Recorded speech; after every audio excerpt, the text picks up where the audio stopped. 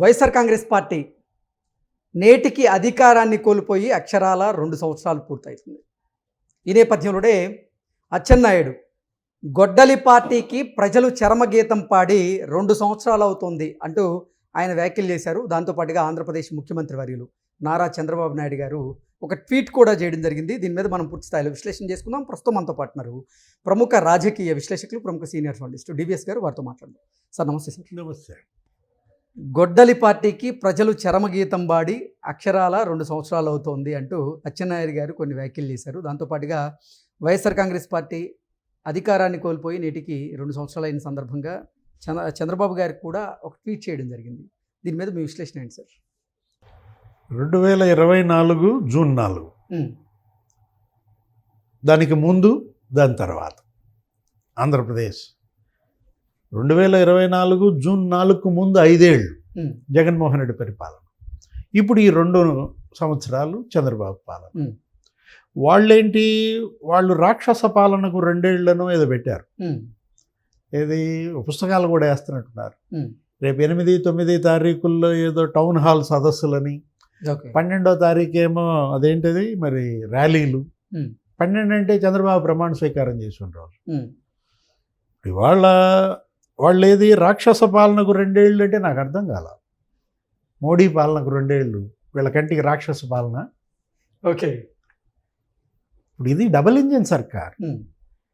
అక్కడ ఎన్డీఏ, ఇక్కడ ఎన్డీఏ. ఇప్పుడు అక్కడ తెలుగుదేశం మంత్రులు ఉన్నారు, ఇక్కడ కేంద్ర క్యాబినెట్, మోడీ క్యాబినెట్లో పెమ్మసాని ఉన్నాడు, రామ్మోహన్ నాయుడు ఉన్నాడు. ఇక్కడ బీజేపీ మంత్రులు ఉన్నారు. ఎవరైనా సత్యకుమార్. అంటే రాక్షస పాలన ఇవాళ మోడీదా అని అడుగుతున్నా. రాక్షస పాలనకు 2 ఏళ్ళని లేనిపోయింది జగన్మోహన్ రెడ్డి. ఇది కనుక ఈ పుస్తకం మోడీ గారికి పంపాడు అనుకో, అంటే మనం అలా అంటామని కాదు.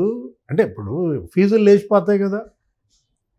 ఒకసారి ప్రజల్లో చర్చ ఏది, కరెక్ట్గా 2024 జూన్ 4కు ముందు ఏంటి వాళ్ళ పరిస్థితి, రైతుల పరిస్థితి ఏంటి?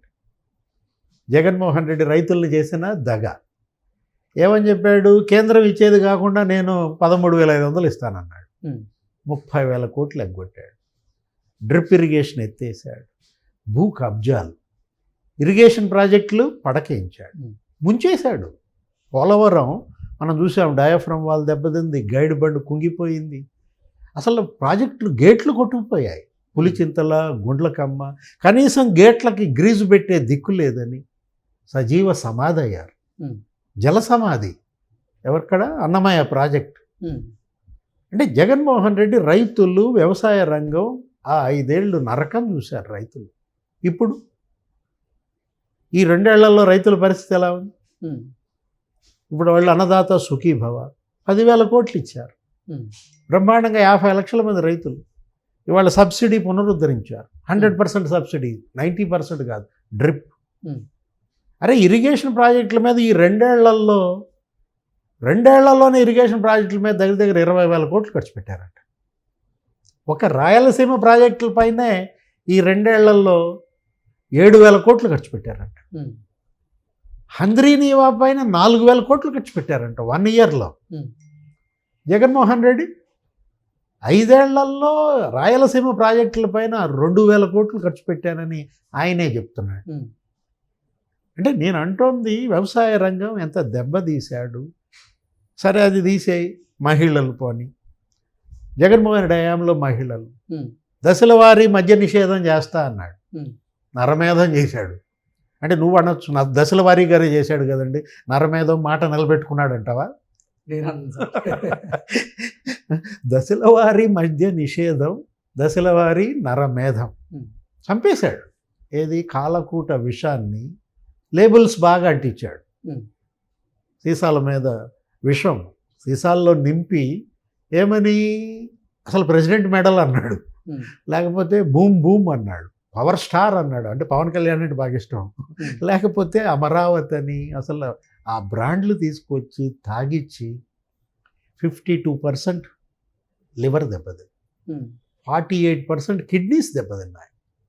అరే ఒక్క తూర్పుగోదావరి ఉమ్మడి జిల్లాలోనే 7,000 మంది చచ్చిపోయారంట. ఆరోగ్యశ్రీ ఎన్టీఆర్ వైద్య సేవ రికార్డు చెప్తాను. ఓకే. ఒక్క జిల్లాలో 7,000 మంది అంటే అసలు ఊహించడానికే నాకు అసలు ఆశ్చర్యం, నాకు అసలు భయం పుడుతుంది.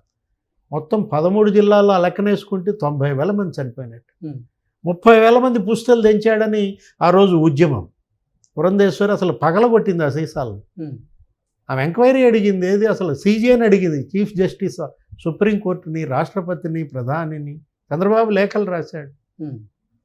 అంటే ఈయన అసలు ఏంటి, ఇప్పుడు ఎలా ఉంది మరి పరిస్థితి? ఇప్పుడు బ్రహ్మాండంగా ఏది, మనం ఏదో అక్కడ మంచి నికార్సైన మద్యం ఇస్తున్నారు, ఏదో 99 రూపాయలకే ఇస్తున్నట్టున్నారు. అంటే నాణ్యమైన మద్యం అని నేను అనలేదు. మద్యానికి నాణ్యం ఏంటి? నిక్కచ్చి నికార్సైన మద్యం అట్లాంటిది వాళ్ళు అమ్ముతున్నారు. ఉందా, జరుగుతుందా ఏమన్నా? అంటే ఇప్పుడు గతంలో నువ్వేం చేసావు? అభద్రత, కిడ్నాప్లు, అత్యాచారాలు, గ్యాంగ్ రేపులు. ఏమన్నారు ఆమె సుచరిత? రేపల్లలో గ్యాంగ్ రేప్ విషయంలో ఏమన్నారు? అంటే ఏ విధమైన వ్యాఖ్యలు చేశారు? కనీసపు సానుభూతి లేకుండా బాధితుల పట్ల. కాదంబరి జత్వాని కిడ్నాప్, ఎక్కడో ముంబైలో సినిమా యాక్టర్ని పట్టుకొచ్చి 43 రోజులు. ఇప్పుడు అలాంటివి జరుగుతున్నాయా? మహిళలకు ఇప్పుడు భద్రత ఉందా లేదా? అంటే ప్రజలు చర్చ, అటు రైతులు కానీ ఇటు మహిళలు కానీ, లేదు యువత. ఆ రోజు పట్టభద్రుల్లో నిరుద్యోగిత దేశవ్యాప్తంగా 15% ఉంటే మరి ఆంధ్రప్రదేశ్లో 30%. గ్రాడ్యుయేట్స్లో అన్ఎంప్లాయ్మెంట్ డబల్ అన్నమాట. తిరగబడ్డారు, యువతరం తిరగబడింది. ఆ రోజు యువగళం వెంట నడిచింది, లోకేష్ వెంట, వారాహి యాత్రలో నడిచింది పవన్ వెంట. ఎందుకని? ఆ రోజు నువ్వు జాబ్ క్యాలెండర్ అన్నావు, 5 ఏళ్లలో ఒక జాబ్ క్యాలెండర్ ఇవ్వాల. మరి మనం చూసాం, ఒక డిఎస్సి పెట్టాల. ఎలక్షన్కు ముందు డిఎస్సి అన్నాడు, చెల్లి తిట్టింది, అరే నాన్న మెగా డిఎస్సి పెట్టాడురా, నువ్వేంట్రా దగా డిఎస్సి చేసావన్నాయని. ఇప్పుడు వీళ్ళు మెగా డిఎస్సి పెట్టారు. బ్రహ్మాండంగా 16,000 టీచర్లు సంవత్సరం కాలం పనిచేస్తున్నారు. జాబ్ క్యాలెండర్ ఇచ్చాడు మొన్న ఉగాదికి 10,000 పోస్టులతో లోకేష్. ప్రతి ఉగాదికి జాబ్ క్యాలెండర్ ఇస్తానంటున్నాడు. మళ్ళా రేపొద్దున ఇంకో డిఎస్సి 4 ఏళ్లలో. ఇప్పుడు అదేమంటే నేను పెట్టిన మెగా డిఎస్సి నువ్వు పెడతావా అంటూ ఇప్పుడు ఆ డిఎస్సి మీద గోల చేస్తున్నారు. ఆ స్పోర్ట్స్ కోటాని గందరగోళం చేస్తున్నాడు. అసలు స్పోర్ట్స్ కోటా ఆ సర్టిఫికెట్లు ఇచ్చిందే జగన్మోహన్ రెడ్డి. అంటే నువ్వే సర్టిఫికెట్లు ఇస్తావు, నువ్వు సర్టిఫికెట్లు ఇచ్చిన 135 మందికి ఉద్యోగాలు ఇస్తే వాళ్ళు ఫేక్ అంటావు. అంటే జగన్ ఫేక్ అని జగనే చెప్పుకుంటున్నాడా? నేను అంటోంది అదే. ఏది, అన్ని వర్గాల ప్రజలు అప్పుడు ఎలా నరకం చూశారు, ఇప్పుడు ఎలా ఉన్నారు. ఎస్సీ, ఎస్టీ, ముస్లిం మైనారిటీలు. అప్పుడు ఆ రోజు సామూహిక ఆత్మహత్యలు, నంద్యాల అబ్దుల్ సలాం, శిరోముండనాలు వరప్రసాద్, శ్రీకాంత్, పోలీస్ స్టేషన్లో శిరోముండనాలు. సుధాకర్ని చంపేశారు, డాక్టర్ సుధాకర్ మాస్క్ అడిగినందుకు. అచ్చెన్నని నరికి చంపారు, దళిత వైద్యుడు, వెటర్నరీ డాక్టర్. ఇప్పుడు ఉందా ఆ పరిస్థితులు? ఎస్సీ, ఎస్టీ, ముస్లిం మైనారిటీలు శిరోముండనాలు ఉన్నాయా? సజీవ దహనాలు ఉన్నాయా? అమర్నాథ్ గౌడ్, అరే మా అక్కని ఎడిపి బాగండ్రా అంటే 10వ తరగతి ఆ పిల్లాడు పెట్రోల్ పోసి తగలబెట్టారు. ఏది రాక్షస పాలన?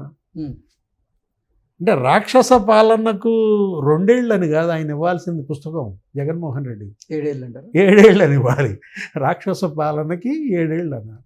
అంటే ఇప్పుడు నీ 5 ఏళ్ల పరిపాలన ఇవాళ ప్రజల కళ్ళ ముందు లేదా? ఉలిక్కిపడి నిద్రలేకొస్తున్నారంట. ఓకే. మంచి నిద్రపోతున్నటువంటి జనం దగ్గరికి వెళ్ళి నువ్వు జగన్ అన్నావు అనుకో, దడుచుకుని లెగుస్తున్నారట. అంత భయం క్రియేట్ చేసావే. జగన్ అంటే ఒక భయం, ఇవాళ చంద్రబాబు అంటే ఒక ధైర్యం, పవన్ కళ్యాణ్ అంటే ఒక భరోసా, లోకేష్ అంటే ఒక ఉత్సాహం. ఇది కదా ఇవాళ కనపడుతోంది.